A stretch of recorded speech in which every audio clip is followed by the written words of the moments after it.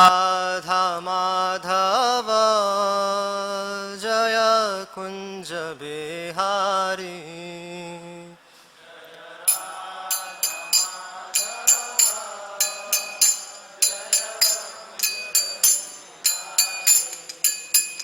जय राधा माधव जय कुंज बिहारी।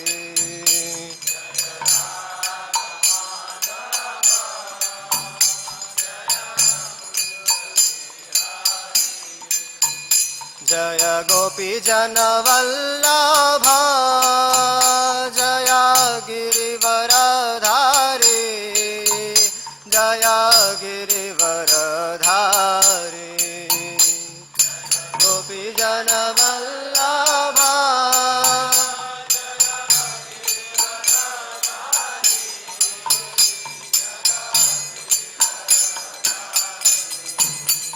जय गोपी जन वल्लभ जय गिरिवरधारी।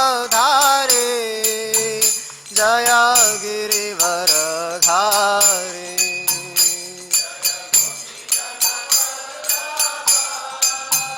जय गिरिवरधारी।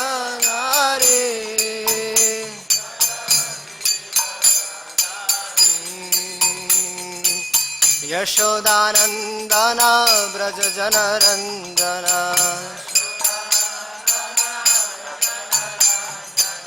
यशोदानंदन ब्रज जनरंजन।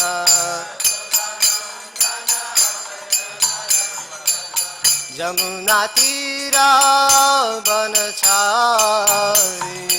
तीरा बनचारी। जमुना तीरा बनचारी।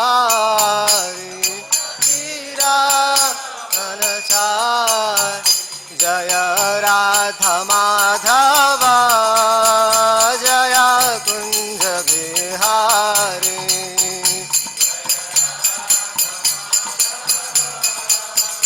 जय कुंज बिहारी। जय राधा माधव जय कुंज बिहारी।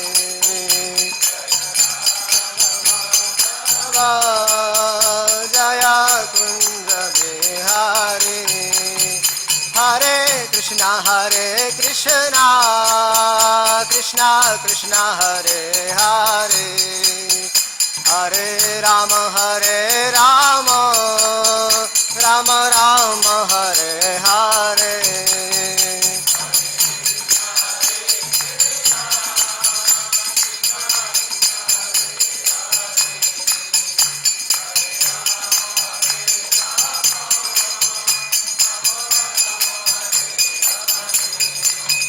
हरे कृष्णा कृष्णा कृष्णा हरे हरे। हरे राम राम राम हरे हरे।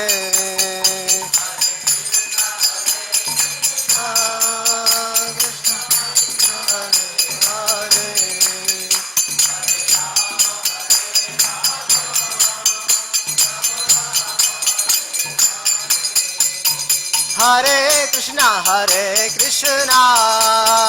कृष्णा कृष्णा हरे हरे।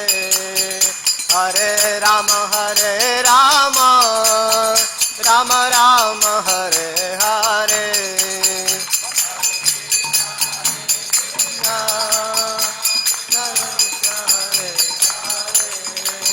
हरे राम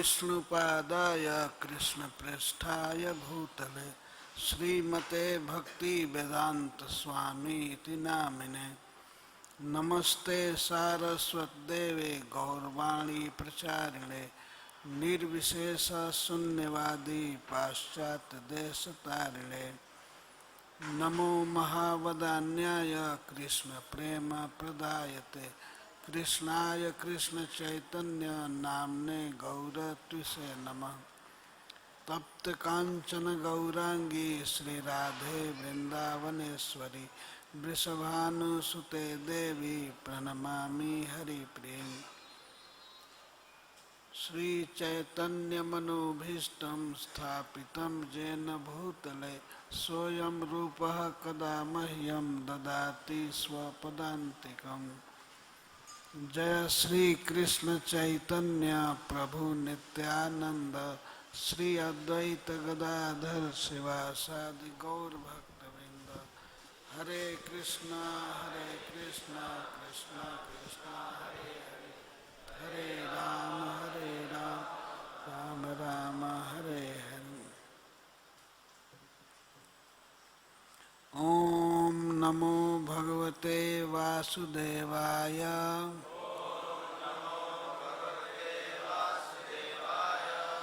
ओम नमो भगवते वासुदेवाय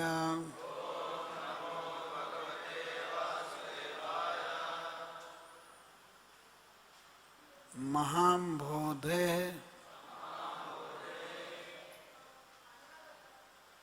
तीरे कनक रुचिरे नील शिखरे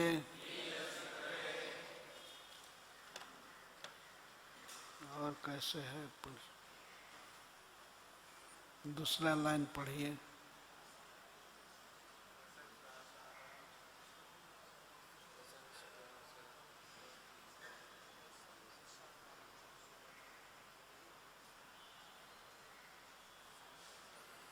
महाम्भोधे तीरे कनक रुचिरे नील शिखरे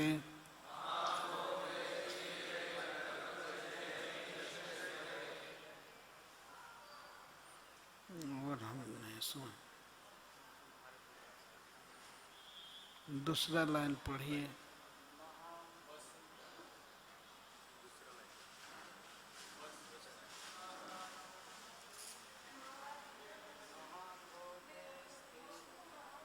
बोधे स्थिरे कनक रुचिरे नील शिखरे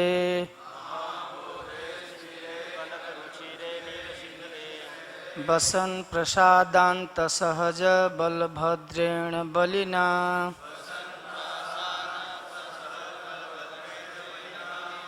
सुभद्रा मध्यस्थः सकल शूर सेवावसरदो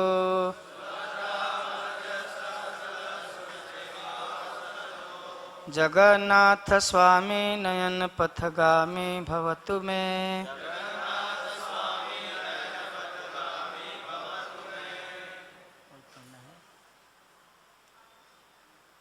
महाम्भोधे स्थिरे कनक रुचिरे नील शिखरे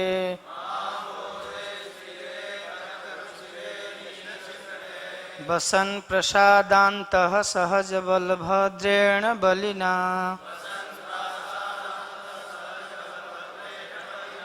सुभद्रा मध्यस्थः सकल सुरसेवा वसरदो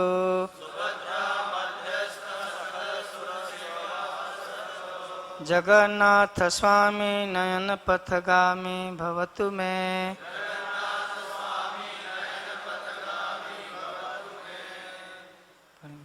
अनुवाद महान समुद्र के तट पर एक विशाल महल है जो स्वर्ण की कांति से चमकता है और जिसके शिखर पर एक ऊंची मंदिर की मीनार है जो एक चमकदार नीले नीलमणि या नीलम जैसे पर्वत के समान प्रतीत होती है।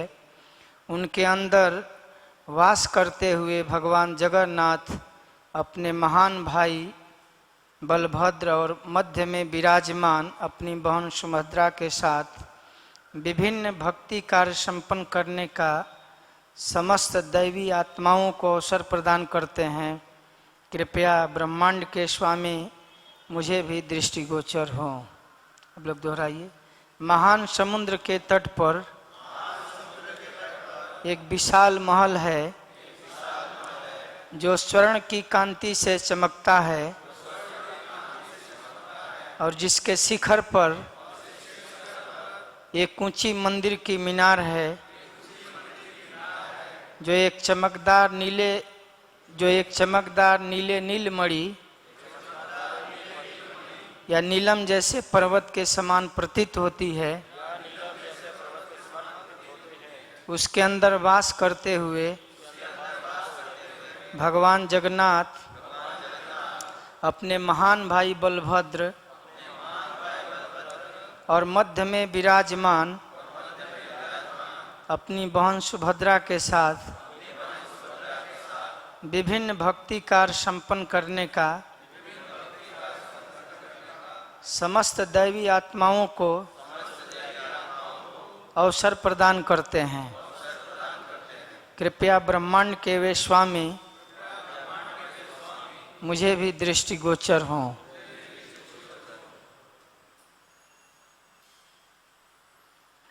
तो ये तीसरा श्लोक है।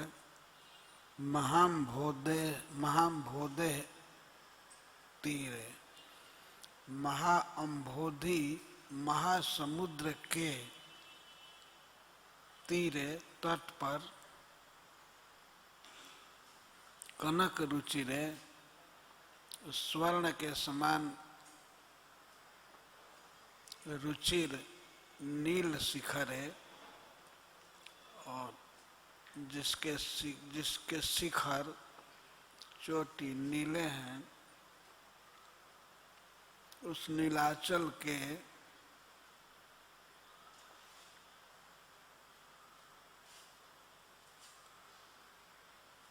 प्रसादांत,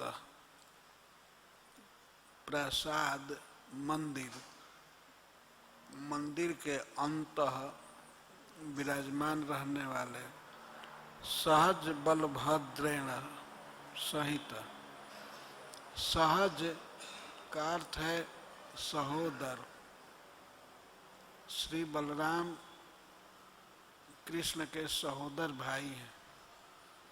सहज बलभद्रेण, सहज का अर्थ है, सह का अर्थ है एक उदर से, और जम ने जन्मे हुए सहोदर भाई। श्री बलभद्र जी भी देवकी माता से जन्मे हैं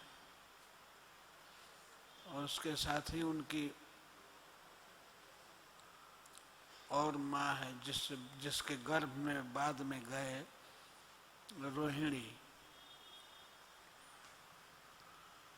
जब श्री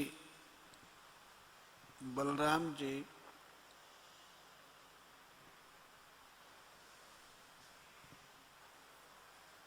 माता देवकी के गर्भ में थे, तब भगवान ने अपनी शक्ति योग माया को आदेश दिया कि तुम ब्रज में जाओ, वहाँ वसुदेव जी की पत्नी रोहिणी रहती हैं नंद बाबा के घर। तो माता देवकी के उदर में मेरा ही अंश, जिनको अनंत कहते हैं, वो हैं, तो उनको वहाँ से लेकर के परम आदर के साथ और माता रोहिणी के गर्भ में कर दो। तो योग माया गई भगवान का आदेश पाकर।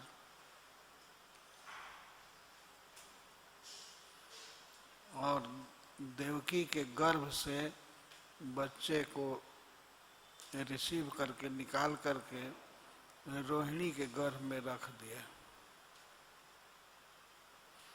इधर मथुरा में हल्ला हुआ कि हर एक बार कंस बच्चे को मार देता था, लेकिन इस बार 7वां बच्चा वो गायब कर दिया। कोई मंत्र या तंत्र से बच्चे को गायब कर दिया। लोगों ने ऐसा कहना चालू किया पूरे मथुरा में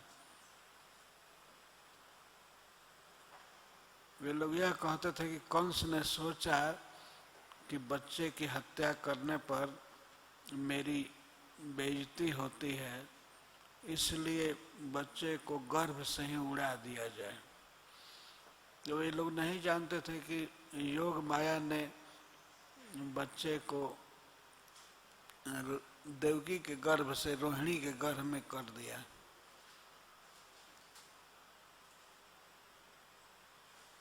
वो सब लोग कंस को गाली दे रहे थे, अपने घरों में, सामने नहीं।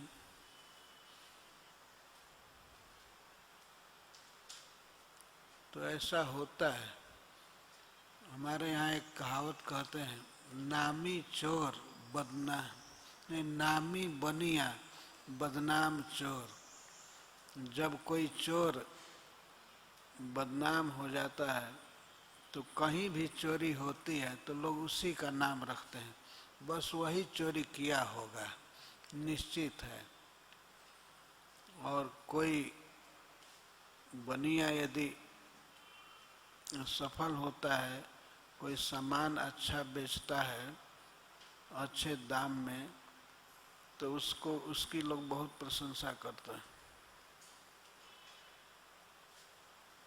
नामी बनिया बदनाम चोर। तो कंस तो बदनाम था ही, सामने कोई निंदा नहीं करता था, लेकिन परोक्ष में सब लोग कहते थे ये पापी सातवें गर्भ को किसी मंत्र से या तंत्र से उड़ा दिया, किसी तांत्रिक के द्वारा गर्भ नष्ट कर दिया। ओहो, कितने दुख की बात है। देवकी का यह सातवां बच्चा भी मर गया। किसी को पता नहीं था कि योग माया ने उस बच्चे को रोहिणी के उदर में कर दिया। तो इस प्रकार श्री भगवान के सहोदर भाई थे बलराम जी, देवकी के गर्भ में पहले आए थे। इसीलिए यहाँ भगवान चैतन्य महाप्रभु कहते हैं सहज। सहज मतलब जो साथ में जन्म लिए थे, साथ मतलब एक माता से। देवकी के गर्भ से श्री बलराम जी जन्म लिए थे। इनको बलभद्र भी कहते हैं। तो महासागर के तट पर एक बहुत सुंदर मंदिर है, जिसकी आभा स्वर्ण जैसी है। स्वर्ण, कनक, कनक रुचिर। उस नील पर्वत पर, नीलमणि नीलाचल पर भगवान अपने मंदिर में रहते हैं। प्रासाद, प्रसाद मतलब बहुत ऊंचा भवन है, उसमें रहते हैं। बलभद्रेण सहित, श्री बलराम जी के साथ।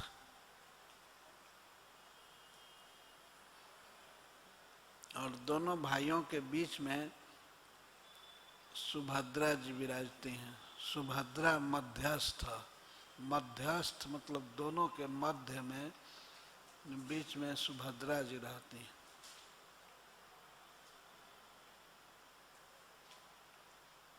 सकल सुर सेवा अवसर दो। और भगवान सभी सुरों को, भक्तों को सेवा का अवसर देते हैं। अनेक प्रकार से भक्त लोग भगवान की सेवा करते हैं, अनेक प्रकार से भक्ति करते हैं, सबको अवसर देते हैं। तो ऐसे श्री कृष्ण, श्री जगन्नाथ हमको भी अवसर दें, हमको दर्शन दें, यह प्रार्थना है। जगन्नाथ स्वामी नयन पथगामी भवतु में। ऐसे जगन्नाथ जी जो सभी जीवों के स्वामी हैं, तो मुझे भी वे दर्शन दें, मुझे दर्शन दे करके धन्य करें।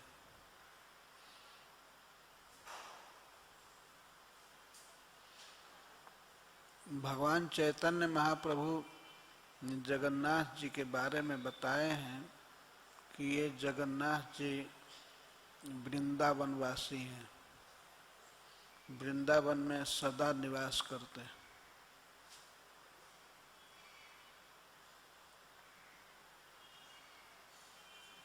और बहुत आसक्त रहते हैं वहाँ की गोपी में, श्री राधा रानी में। श्री राधा रानी को देख करके और उनका स्पर्श करके जगन्नाथ जी परम सुख का अनुभव करते हैं।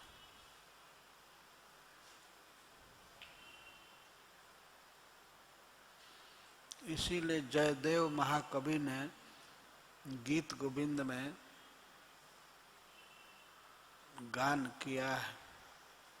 एक बार जब श्री कृष्ण वृंदावन में जमुना जी के तट पर वन में चले गए थे, इसलिए कि श्री राधा से भेंट होगी, तो राधा जी वहाँ नहीं पहुँची थी। तो एक सखी श्री राधा रानी को कहती है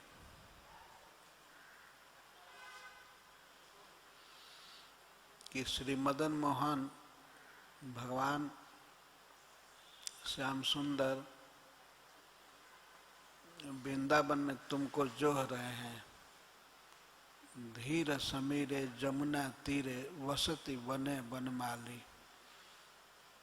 जहाँ हवा मंद गति से चलती है, जमुना जी के उस तट पर एकांत कुंज में श्याम सुंदर पधार गए, चले गए हैं।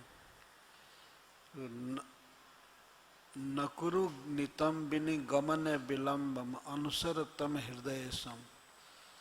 तुम जल्दी जाओ, अपने हृदय, अपने प्राणनाथ श्याम सुंदर का मनोरथ पूरा करो। नकुरु नितंबिनी गमने विलंबम। हे नितंबिनी, तुम अब जाने में देर मत करो।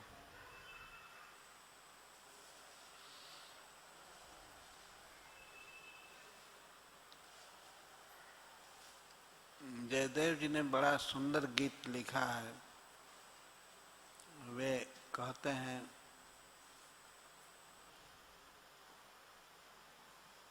नाम समेतम कीर्त संकेतम वादयते मृदु वेणु। तुम्हारा नाम लेकर के संकेत कर रहे हैं अपने बांसुरी में। वादयते मृदु वेणु, अपना बांसुरी बजा रहे हैं और तुम्हारा नाम बोल रहे हैं। नाम समेतम कृत संकेतम वादयते मृदु वेणु। सुनो, बांसुरी बजा करके तुम्हारा नाम बोल रहे हैं, इसलिए अब विलम्ब मत करो। और जयदेव जी अंत में लिखते हैं, और सखी कहती है, हरिरभिमानी। श्री कृष्ण बड़े अभिमानी हैं। रजनीदानिम यमपि जाति विरामम। यह रात अब बीत रही है। इदानिम, इस समय यह रात बीत रही है और फिर पछताओगी। अगर रात बीत जाएगी, दिन हो जाएगा, तो तुम मिल नहीं पाओगी श्याम सुंदर से। और श्याम सुंदर भी अभिमानी हैं,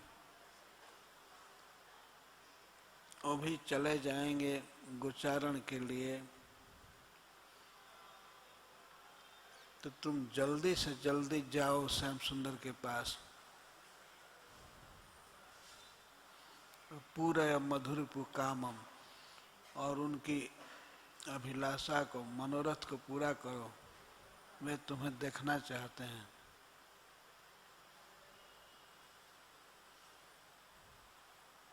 तो जगन्नाथ जी इस तरह राधा रानी के लिए बेचैन रहते हैं।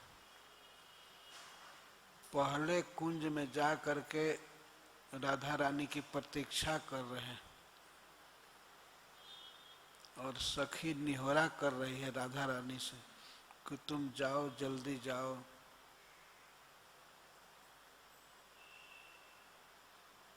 अगर मेरे कथनानुसार नहीं जाओगी तो तुम रोवोगी।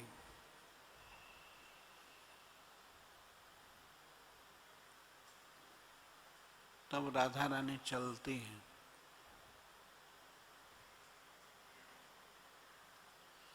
राधा रानी जब पहुंच जाते हैं वहाँ जमुना के तट पर, वृंदावन में धीर समीर पर। धीर समीर या केसी घाट के निकट एक मंदिर है, वहीं श्री कृष्ण प्रतीक्षा कर रहे थे राधा रानी की।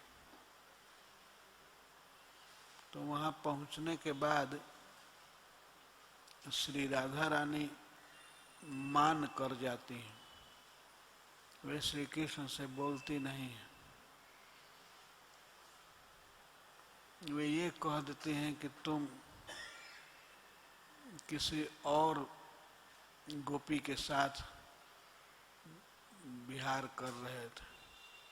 तो श्याम सुंदर चरण पकड़ करके राधा रानी का क्षमा मांगते हैं, कहते नहीं, हमने ऐसा कभी नहीं किया है।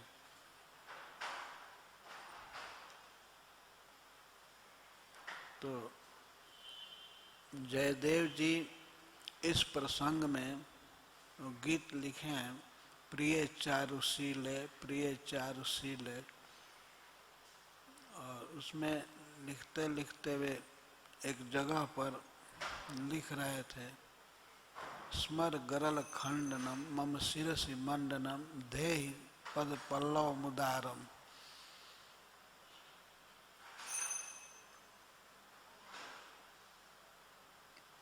मेरा मनोरथ विष की तरह मुझे पीड़ा दे रहा है, तो तुम अपने चरण कमल को मेरे मस्तक पर रख दो।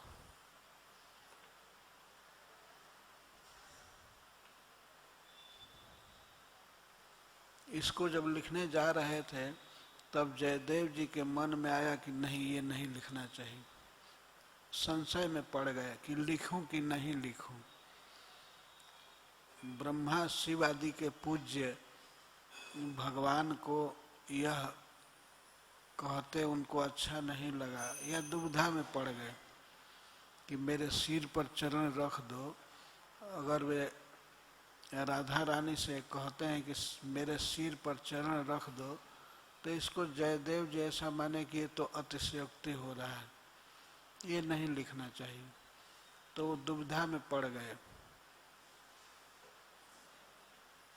तो उस समय स्नान का समय हो गया था जयदेव जी का, तो वो कह दिए, कागज रखने के लिए कह दिए, कलम रख दिए और अपनी पत्नी पद्मावती से कहे कि अब स्नान करने जा रहा,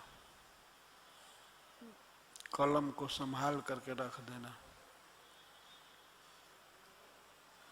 जब स्नान करने गए तो उधर श्याम सुंदर जयदेव जी बन करके आ गए और पद्मावती से उन्होंने कहा, दे दो कलम, मुझे याद आ गई बात। तो श्याम सुंदर ने स्वयं लिख दिया, स्मर गरल खंडनम मम शिरसि मंडनम देहि पद पल्लव मुदारम। अपने परम सुखद चरण कमल को मेरे सिर पर रख दो। स्वयं भगवान ने लिखा, जयदेव जी का रूप बना करके। तो फिर वे चले, अंतर्हित हो गए। तब जयदेव जी स्नान करके आए।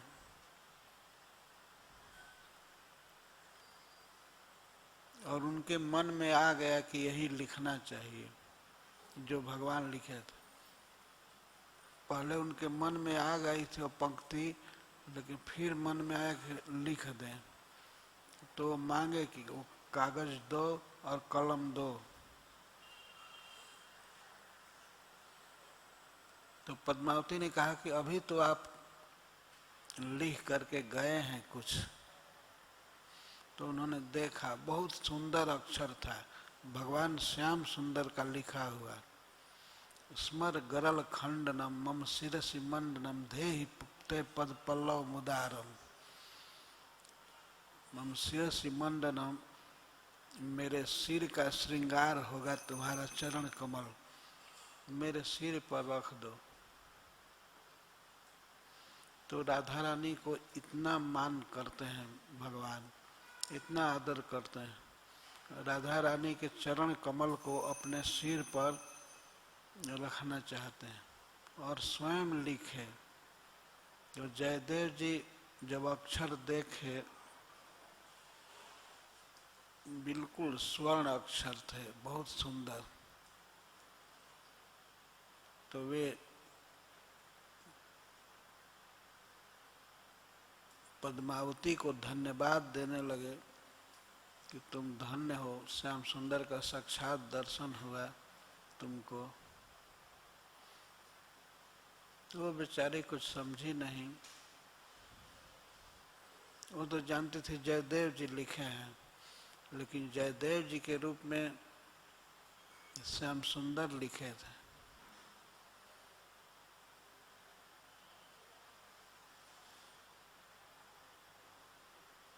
तो स्वयं भगवान इस पंक्ति को लिखे हैं गीत गोविंद में।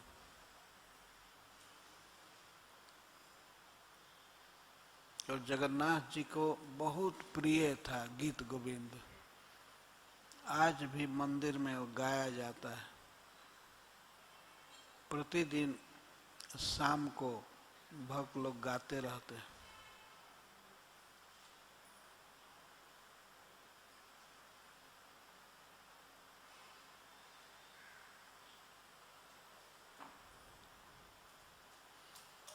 एक बार जब श्री चैतन्य महाप्रभु जगन्नाथपुरी में थे,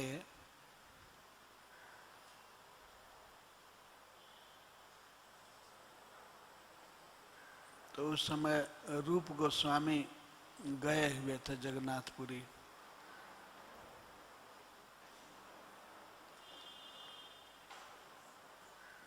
तो चैतन्य महाप्रभु रथ यात्रा के अवसर पर एक श्लोक बार बार बोल रहे थे। वो श्लोक था भारवी महाकवि का लिखा हुआ। भारवी एक बड़े कवि हुए हैं संस्कृत के, जैसे कालिदास और माघ प्रसिद्ध हैं, उसी तरह से वो भी प्रसिद्ध हैं। तो उनका रचा हुआ एक श्लोक चैतन्य महाप्रभु गुनगुनाते थे रथ यात्रा में।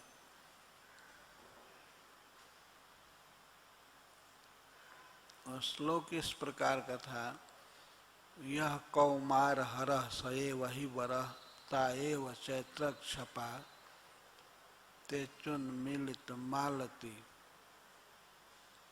इस प्रकार से प्रथम लाइन थे, मेरी कुमार अवस्था का जिसने हरण किया, मेरी कुमार अवस्था में जो मेरे साथ रहा और अब किशोरी अवस्था हो गई, अब किशोर हो गए, तो वही वर, वही मेरा प्रिय है और वही सखियां हैं। हमारी सखियां भी वही हैं और वही रात है। तैव चैत्र छपा, वही चैत्र मास की रात्रियां हैं, बसंत ऋतु है। लेकिन फिर भी मेरा मन रेवा रोधसी बेतसी तरुतटे तरुतटम समुत्कंठते, फिर भी मेरा मन नर्मदा नदी के किनारे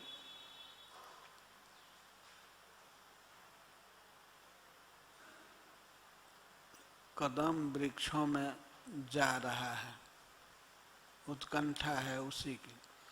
मतलब सखियां वही हैं, मैं भी वही राधा हूँ। चैतन्य महाप्रभु इस भाव में बोल रहे हैं। तो रूप गोस्वामी इसको सुन लिए कि चैतन्य महाप्रभु गुनगुना रहे हैं, कौन सा पद, ये बड़े ध्यान से सुने। तो ये बोल रहे थे, तो इसका दूसरे लोग कोई अर्थ नहीं समझ पाए, पर रूप गोस्वामी ये तो परम विद्वान थे, चैतन्य महाप्रभु के ही दूसरे स्वरूप माने जाते हैं। उन्होंने समझ लिया कि चैतन्य महाप्रभु का मूड क्या है।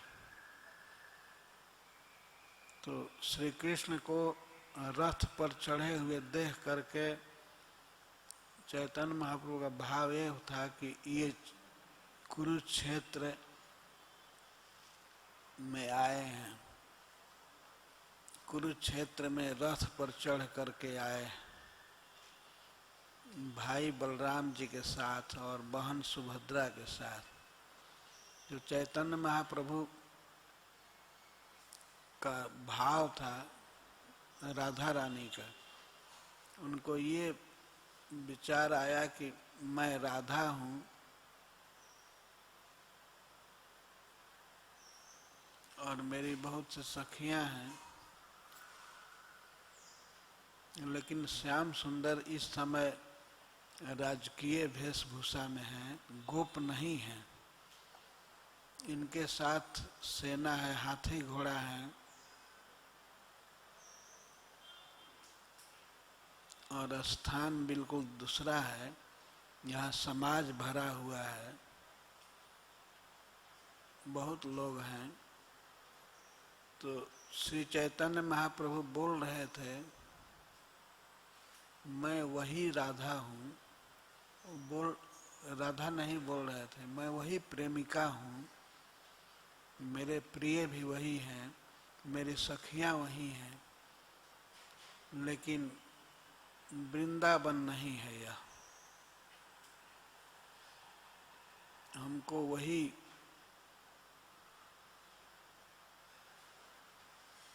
वृंदावन का जमुना किनारा चाहिए।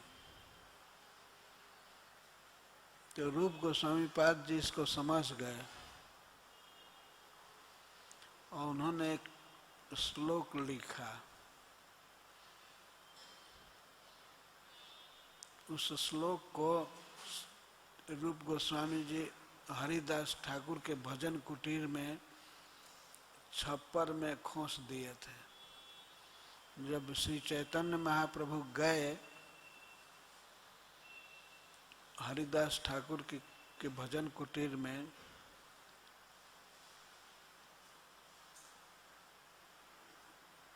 तब वे ध्यान से देख रहे थे छप्पर में। तो उन्होंने देखा कि एक पत्ते पर एक श्लोक लिखा हुआ था। तो उन्होंने उसको लेकर के पढ़ा और फिर रूप गोस्वामी जब आए मिलने के लिए, तो रूप गोस्वामी को प्रेम से एक थप्पड़ मारे चैतन्य महाप्रभु और कहे कि तुम हमारे विचार को कैसे जान लिया। उसमें स्पष्ट लिखे थे कि मैं श्री राधा हूँ, हमारे प्रियतम श्याम सुंदर ही भी वही हैं, सखियां हैं, सब चीज ठीक है, लेकिन वृंदावन नहीं है यह। यहाँ श्री कृष्ण राजा के वेश में हैं, द्वारकाधीश के रूप में। तो मैं इनसे मिल नहीं सकती क्योंकि यहाँ समाज है, ये क्षत्रिय वेश में है, तो इनको हे सखी ले चलो वृंदावन। तो वास्तव में रथ यात्रा का मूल सिद्धांत है श्री कृष्ण को वृंदावन में ले चलना खींच करके। तो जो गुंडीचा मंदिर है वह वृंदावन माना जाता है। तो श्री जगन्नाथ जी को गुंडीचा मंदिर में ले जाते हैं। तो भाव यह है कि श्री कृष्ण को वृंदावन में ले चलना कुरुक्षेत्र से। गुंडीचा रानी को, जो इंद्रदुम्न महाराज की पत्नी थी, उसको भगवान अपनी मौसी कहा करते थे जगन्नाथ जी। तो गुंडीचा मंदिर में भगवान जाते हैं। तो रूप गोस्वामी पाद को उन्होंने कहा कि तुम हमारे विचार को कैसे जान लिया, जिस पर भगवान की कृपा होगी वो क्यों नहीं जान जाएगा। तो रूप गोस्वामी पाद बहुत रससिद्ध कवि थे, बहुत बड़े विद्वान। तो उन्होंने लिख दिया कि मैं वही राधा हूँ और मेरे प्रिय श्याम सुंदर हैं, लेकिन ये वृंदावन नहीं है। तो सब ठीक है, लेकिन वृंदावन में ही श्याम सुंदर की रसमयी लीलाएं होती हैं, इसलिए इनको वृंदावन में ले चलो।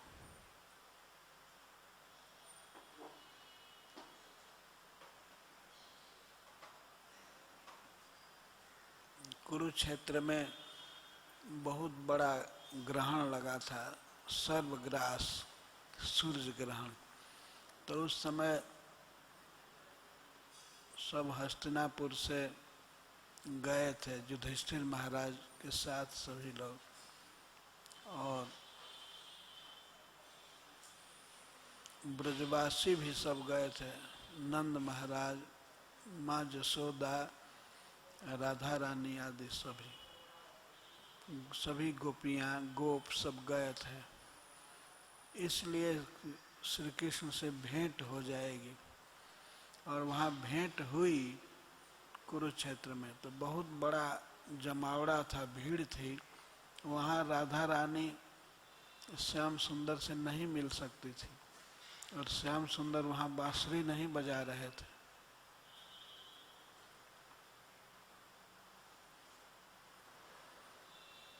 तो राधा रानी कहती हैं कि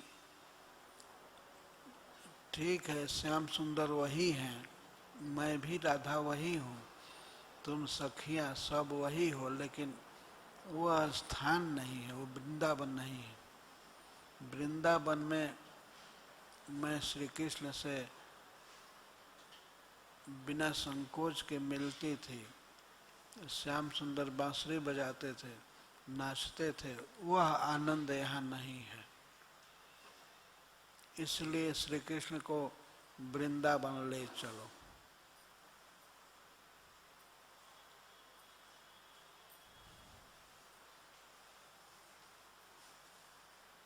ये रथ यात्रा का महोत्सव श्री कृष्ण को वृंदावन में ले जाने का महोत्सव है।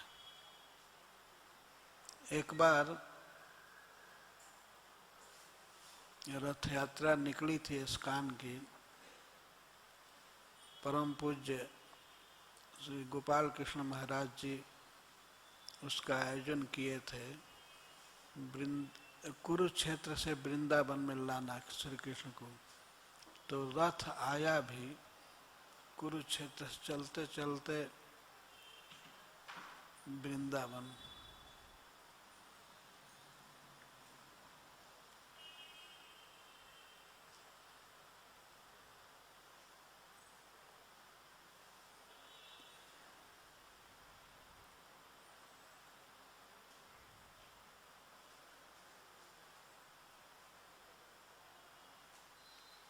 जगन्नाथ जी वास्तव में श्याम सुंदर हैं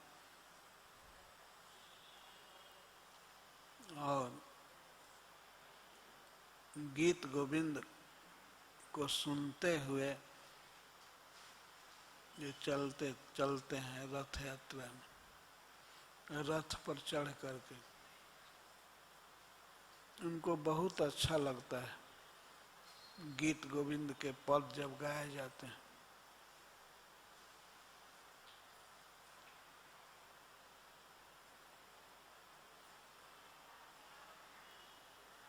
जब रूप गोस्वामी पाद जी विदग्ध माधव नाटक की रचना कर लिए तो जब गए थे जगन्नाथपुरी तो श्री चैतन्य महाप्रभु ने कहा राय रामानंद को, तुम इसका टेस्ट लो, रूप गोस्वामी कैसी कविता रचता है, इसको तुम देखो। तो राय रामानंद जी कहने लगे रूप गोस्वामी को कि आप अपनी कविता के कुछ अंश को सुनाइए। नांदी मुखी प्रसंग।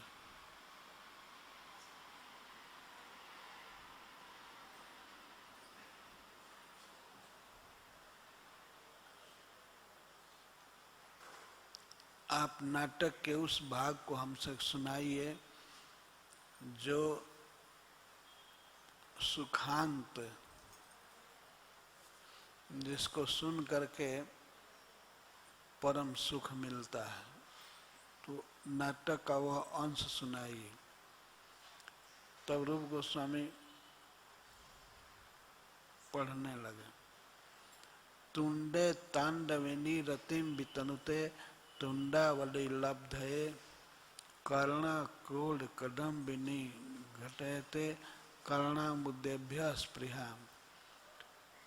चेतः प्रांगण संगिनी विजयते सर्वेन्द्रियाणाम कृतिम नो जाने जनिता कियद भी रमृत कृष्णेत वर्णद्वयी। उन्होंने पढ़ा तो श्री रामानंद राय चैतन्य महाप्रभु को भी सुना है।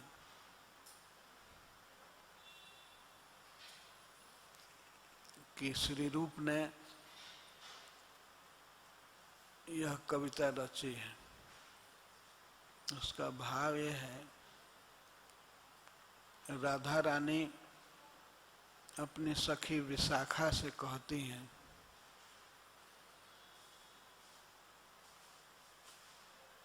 कि हे सखी, यह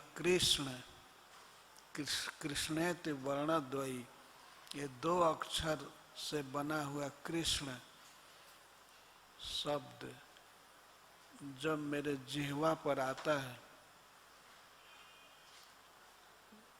तो हमें ऐसी इच्छा होती है, लालसा होती है कि हमारी करोड़ों जिह्वा हो जाएं। तुंडे तांडविनी रतिम वितनुते तुंडावली लब्ध है, हमको करोड़ों मुख हो जाए, करोड़ों जीभ हो जाए, जिससे मैं कृष्ण के नाम का आस्वादन कर सकूं। एक जीभ से तृप्ति नहीं होती है। जो राधा रानी कहते हैं हमको करोड़ों जीभ प्राप्त करने की लालसा होती है। और जब कोई व्यक्ति, कोई सखी कृष्ण नाम बोलती है और जब मैं उसको सुनती हूँ, कर्णा क्रोध कदम्बिनी घटयते कर्णामुद्देभ्य स्पृहा, जब मेरे कान में कृष्ण शब्द पड़ता है तब यही स्पृहा होती है कि हमको अरबों कान हो जाए।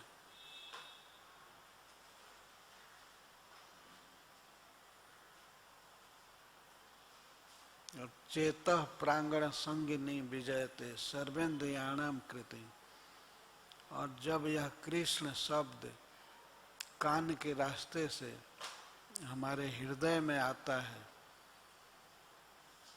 तो समस्त इंद्रियों की वृत्ति का हरण कर लेता है। केवल मन में उसी का स्मरण होता है। इतना रस है कृष्ण नाम में, समस्त इंद्रियों की वृत्ति का हरण कर लेता है।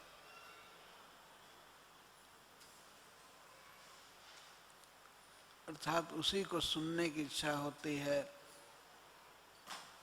उसी को बोलने की इच्छा होती है। बड़ा रस है, आनंद है। यदि कोई व्यक्ति कोई बहुत स्वादिष्ट गुलाब जामुन खाए तो खाने के बाद भी उसको उसी का स्मरण होता है, उसके रस का अनुभव होता है। तो इसी प्रकार से हमारे कान में सुनाई पड़ा कृष्ण नाम, तो उस समय से और इंद्रियों में कोई वृत्ति नहीं रह गई, बस कृष्ण नाम का रस गूंजता रहता है मन में।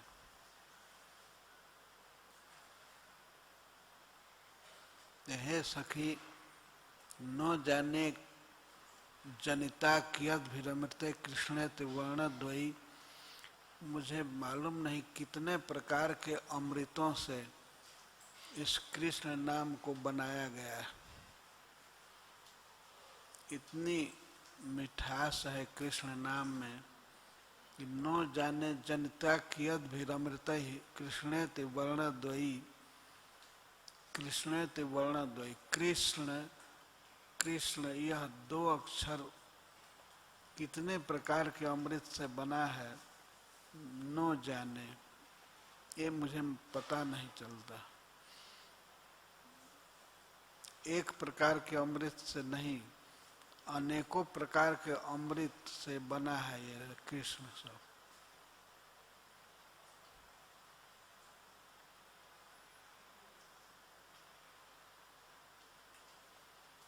कानेर भीतर दिया मरमे पसीलगो आकुल करिल मोर प्राण। यह कान के रास्ते से हृदय में प्रवेश कर गया। अब इंद्रियों की वृत्ति हृदय में ही चली गई।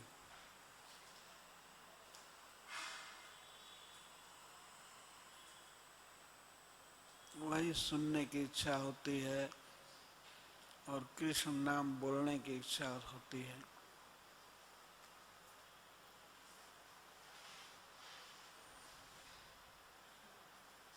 और कृष्ण को देखने की इच्छा उतना होती है।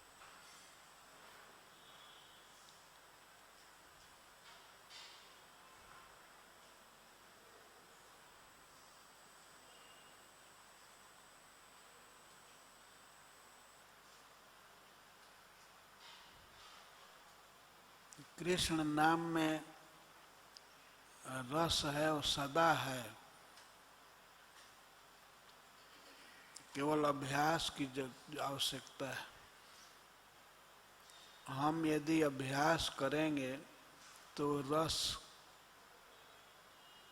का अनुभव हमें होने लगेगा।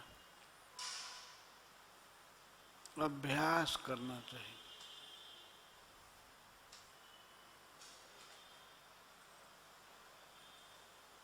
जपने का अभ्यास, गाने का अभ्यास,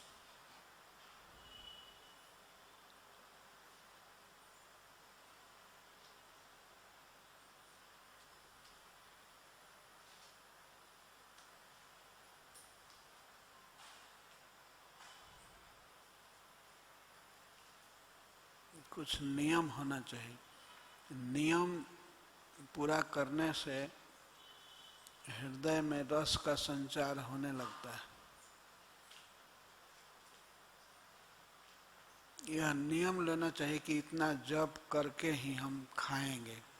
अगर वो नियम पूरा नहीं हुआ तो नहीं खाना, उस दिन नहीं खाएंगे। तो इस तरह से हमारा नियम दृढ़ होगा।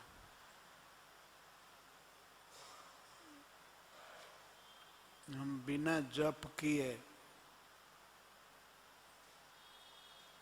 फिर सोएंगे नहीं।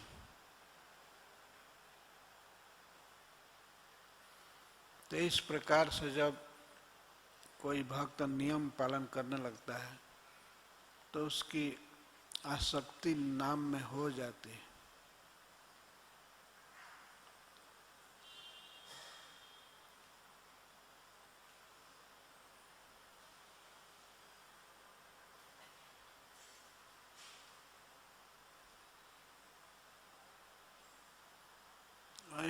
और भगवान को देखे बिना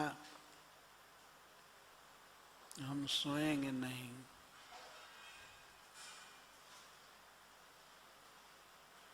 नहीं खाने का, नहीं सोने का जब नियम आदमी लेगा कि नाम पूरा करके तब सोना है, नाम पूरा करके तब खाना है, तब धीरे धीरे मन आनंद लेने लगेगा नाम में।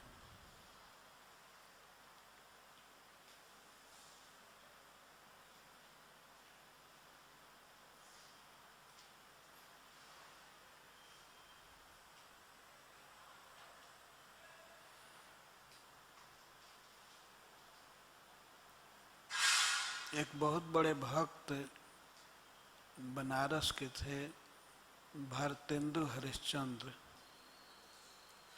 वे भगवान से प्रार्थना करते हैं कि हे श्री कृष्ण, आपके पैर में बंधा हुआ नूपुर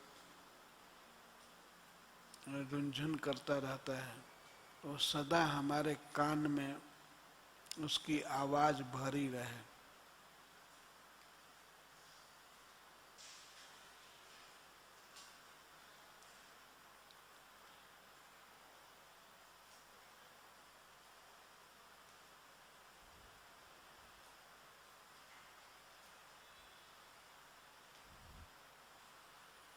बोलो करे नूपुर श्रवण के निकट सदा, पद तल लाल मन मेरो बिहार करे।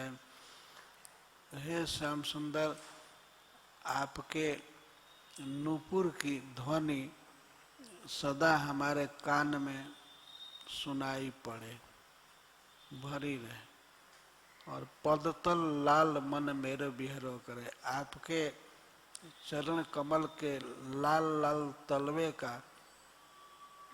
चिंतन सदा होता रहे, मेरे मन में आपके लाल चरण हमेशा रहे। रास लीला में आप नाचते हैं तो आपके चरण के तलवे दिखाई पड़ते हैं, वे चरण के तलवे सदा हमारे मन में रहे। पद तल लाल मन मेरो बिहारो करे, बाजी करे वंशी धुनि पूरी रोम रोम मुख, मंद मुसुकानी नेक मन ही हार्यो करे। और हे श्याम सुंदर, आपकी बंसी की ध्वनि हमारे कान में और रोम रोम में रहे। आपकी बांसुरी की ध्वनि हमारे मन में गूंजती रहे, रोम रोम में। और आपकी मंद मुस्कानी, मंद स्मित, स्मित का अर्थ होता है जब कोई व्यक्ति हंसे और दांत दिखाई न दे और उसके नेत्र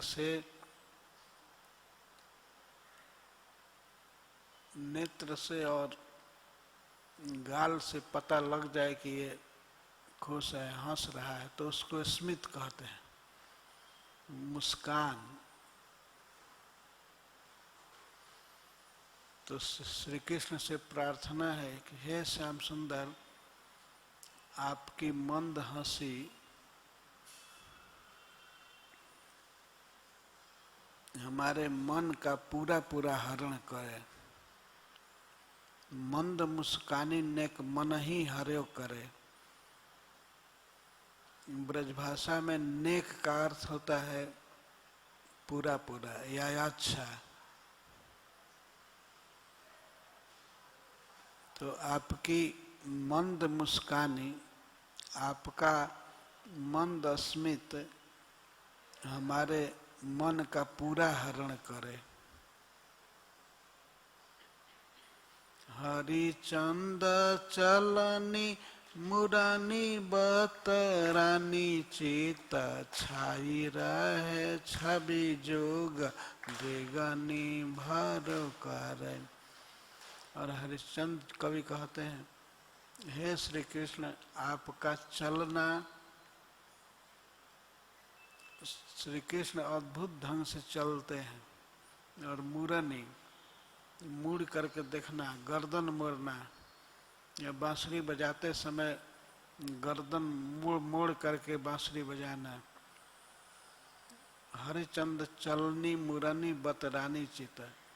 और आपका बतरानी, आप जो विविध तरह से बात करते हैं, तो आपका बात करना छाई रहे छवि जुग दीर्घनी भरो करे। आपकी चाल हमारे हृदय में रहे। आपका मुड़ना,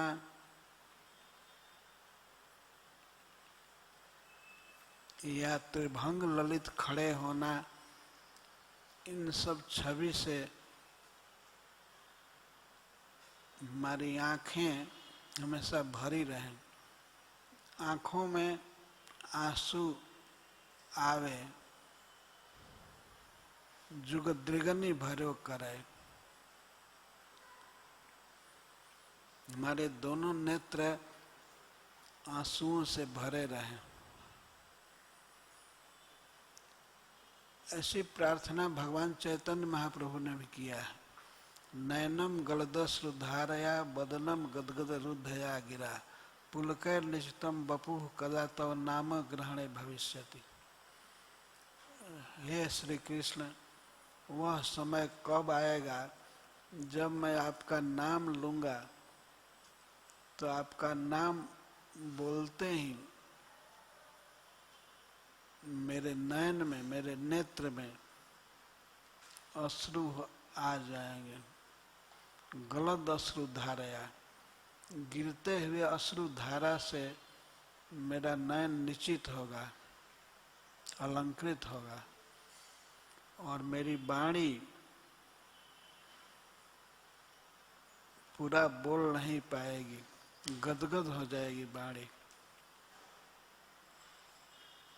और शरीर में रोमांच हो जाएगा। पुलकर निश्चितम बपुः कदा तो नाम ग्रहणे भविष्यति। कदा, कब वो समय आएगा जब मेरी वाणी गदगद हो जाएगी, मेरा शरीर पुलकित हो जाएगा और मेरे नेत्रों में प्रेम अश्रु की धारा बहेगी।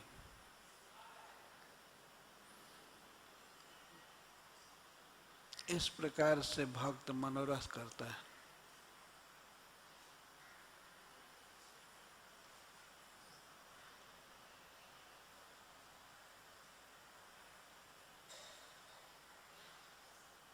हे श्री कृष्ण, आप हमें प्राण से भी अधिक प्यारे लगिए। प्राण कितना प्यारा है जीव को। यदि किसी का गला पकड़ लिया जाए और या नाक दबाया जाए, कहा जाए कि सांस मत लो, जैसे सांस लेना हमको प्रिय है, तो हे श्याम सुंदर, प्राण से भी प्रिय लगिए। मतलब एक सेकंड भी हम आपको न भूल पाए।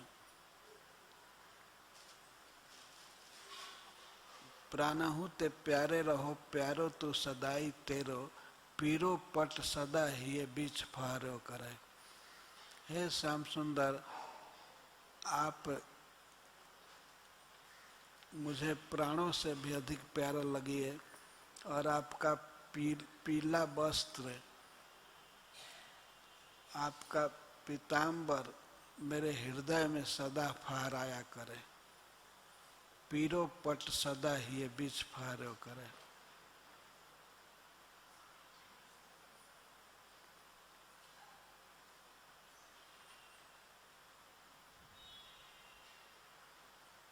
इस प्रकार से अनेक भक्तों ने अपनी भावनाएं अर्पित की हैं भगवान से।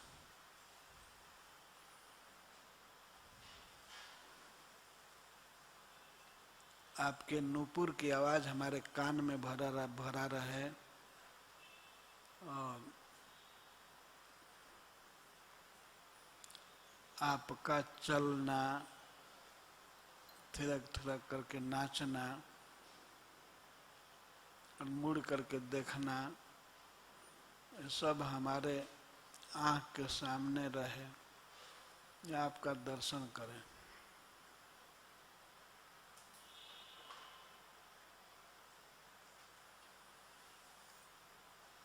और आपका पीताम्बर फहराया करे हमेशा हमारे हृदय में।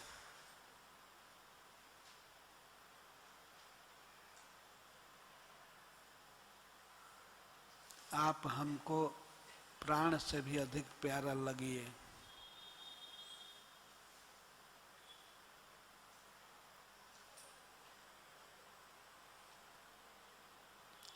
इस प्रकार की प्रार्थना भक्त लोग करते हैं। प्रार्थना का अर्थ है, प्र का अर्थ है प्रकृष्ट और अर्थना का अर्थ है मांगना, श्रेष्ठ वस्तु मांगना। यही सबसे श्रेष्ठ है। भगवान का रूप, भगवान का नाम और भगवान का शब्द। शब्द जैसे भगवत गीता है।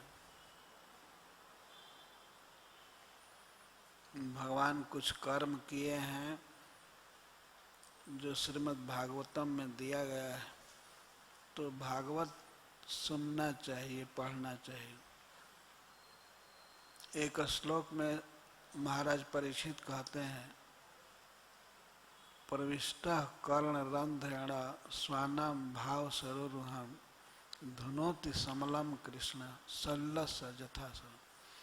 जैसे शरद ऋतु के आते ही जल का मल धुल जाता है, जल निर्मल हो जाता है, नदी का, सरोवर का, सब अपने आप बिना कुछ किए शरद ऋतु के आते ही नदियों का, सरोवर का जल शुद्ध हो जाता है। ऐसे ही भगवान की कथा सुनने पर हृदय निर्मल हो जाता है। उस हृदय में श्री भगवान आ जाते हैं और आ करके हृदय की जो भी गंदगी है उसको साफ कर देते हैं। उनके आते ही साफ हो जाता है। जैसे सूर्य के आने पर अंधकार अपने आप नष्ट हो जाता है, ऐसे ही श्याम सुंदर के मन में प्रवेश करने पर हृदय की गंदगी दूर हो जाती है। हृदय में काम, क्रोध, लोभ ये सब बसे हुए हैं, तो ये नष्ट हो जाते हैं। इसलिए सुनना चाहिए। सुनना एक बहुत बड़ा काम है और भक्ति में ये प्रथम चीज है। श्रवणम कीर्तनम विष्णु। श्रवण प्रथम भक्ति है। सुनने से हृदय शुद्ध हो जाएगा, भगवान हृदय में आ जाएंगे। प्रविष्ट कर्णरन्ध्रेण। भगवान कैसे आएंगे हृदय में? कर्णरन्ध्र से, कान के छेद से आएंगे हृदय में। सुनने से ही भगवान हृदय में आते हैं, और कोई उपाय नहीं है।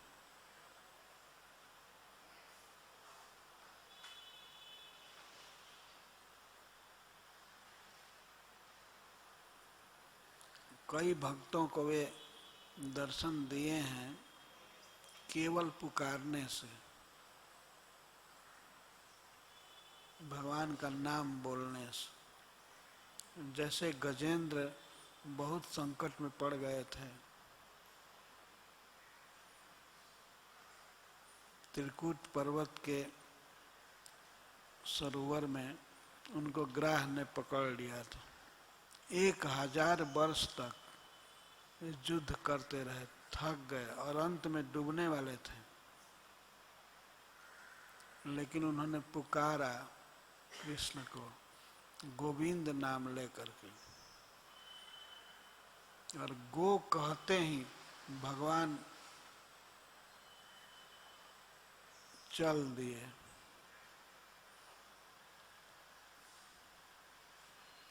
और विंद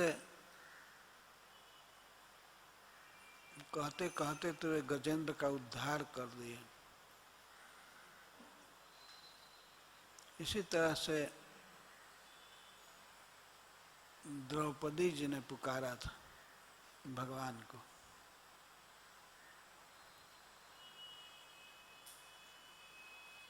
गोविंद द्वारकावासिन कृष्ण गोपी जन प्रिय, ये कहा, हे गोविंद, हे द्वारकावासी और हे गोपी जनों के प्रिय, मैं कौरवों के सागर में डूब रही हूँ, मुझे बचाइए, मेरी इज्जत बचाइए। तो द्रौपदी की प्रार्थना सुनते ही श्री भगवान चल दिए। और उस समय वे सत्यभामा जी के भवन में थे, भोजन करने बैठे थे। भोजन की थाली परोस दी गई थी और भगवान ने सुना गोविंद शब्द और गोपी जन प्रिय, तब वे थाली को हटा दिए। भगवान को भोजन अच्छा नहीं लगा, वो भोजन करना छोड़ दिए।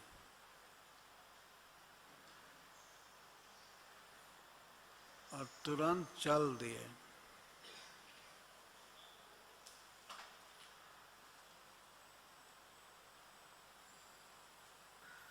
और जा करके द्रौपदी जी के शरीर से वस्त्र के रूप में लिपट गए।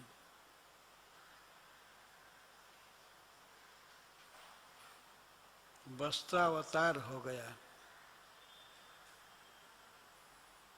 एक कवि ने लिखा है कि कुछ पता नहीं लगता, दुशासन सोचता था कि ये सारी की नारी है कि नारी की सारी है, ये नारी है कि सारी है, कुछ पता नहीं लगा। साड़ी खींचते खींचते थक गया। 10,000 हाथी का बल था दुशासन, वो बार बार पसीना पूछता था और अंत में गिर गया। कितना खींचे, खींचते खींचते थक गया, गिर गया,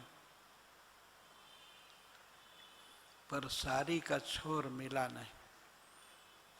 तो बार बार सोचता है कि क्या ये नारी साड़ी की बनी है कि साड़ी की नारी है, नारी साड़ी से बनी है कि साड़ी ही नारी है। केवल साड़ी साड़ी, बहुत बड़ा हाल था, वो पूरा वस्त्र से भर गया। और गाज फेंक करके गिर गया दुशासन, और द्रौपदी को नंगी नहीं कर सका। केवल भगवान के नाम को पुकारने से चमत्कार हो गया। भगवान जरूर आएंगे, पर हमें विश्वास पूर्वक उनको पुकारना चाहिए।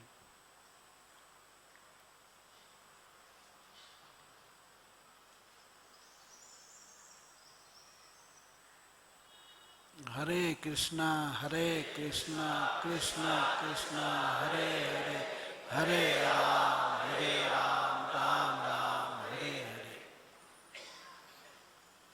इस तरह से जपते रहिए भगवान की कृपा होगी, वे आएंगे और हृदय को शुद्ध कर देंगे। जय श्रील प्रभुपाद।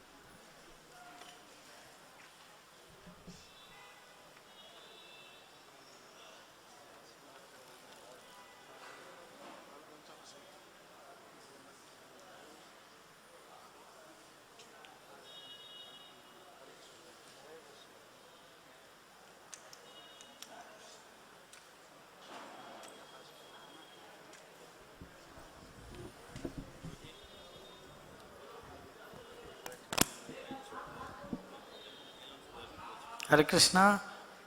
एक मोबाइल मिला है परिक्रमा मार्ग में, परिक्रमा मार्ग से एक मोबाइल मिला है, जिसका भी हो सिक्योरिटी के पास से आप ले लीजिए।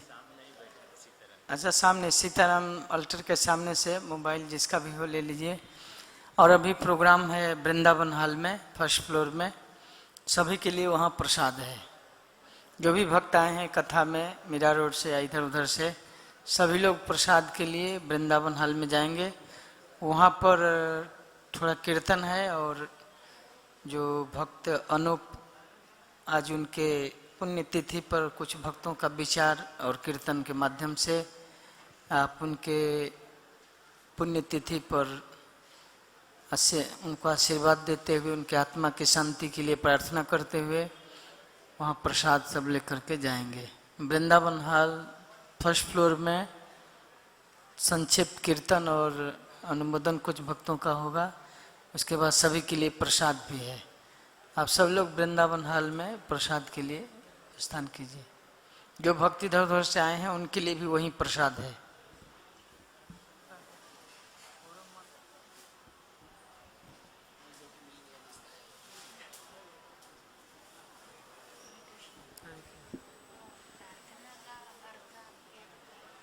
मैं नहीं बताया, महाराज बताए। हाँ, प्रकृष्ट अर्थना प्रार्थना। हाँ, प्रकृष्ट अर्थना मतलब निवेदन भगवान से। प्रार्थना होता है ना, तब प्र उपसर्ग है, प्रकृष्ट। हाँ, प्रकृष्ट माने सर्वोत्तम, श्रेष्ठ। जो श्रेष्ठ अर्चना है, निवेदन है, उसको प्रार्थना करते हैं।